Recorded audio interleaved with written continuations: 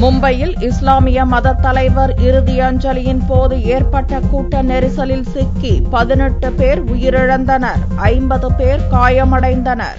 உலகம் முழுவதும் உள்ள இஸ்லாமியர்களின் தாவூதி போரா பிரிவின் மதகுரு சையதினா புரானுதீன் 102 வயது சையதினா வெள்ளியன்று மாரடைப்பால் மரணமடைந்தார். சையதினாவின் உடல் தெற்கு மும்பையில் உள்ள மலபார் ஹில்ஸ் பகுதியில் உள்ள அவரது இல்லத்தில் வைக்கப்பட்டிருந்தது. மறைந்த சையதினாவுக்கு இறுதி அஞ்சலி செலுத்த தாவூதி போரா பிரிவினர் பல்லாயிரக்கணக்கானோர் அங்கு குழுமினர். வெளிநாடுகளில் இருந்தும் ஏராளமானோர் வந்தனர். வெள்ளிக்கிழமை இரவு முதல் ஏராளமானோர் அஞ்சலி செலுத்தி வந்தனர். எதிர்பார்ப்புக்கு அதிகமாக பல்லாயிரக்கணக்கானோர் ஒரே நேரத்தில் திரண்டதால் கூட்டத்தை சமாளிக்க முடியாமல் போனது. கூட்டத்தை கட்டுப்படுத்த சையதின் உடல் வைக்கப்பட்டிருந்த பங்களாவின் வாசல் மூடப்பட்டது. இதனால் கூட்ட நெரிசல் ஏற்பட்டது.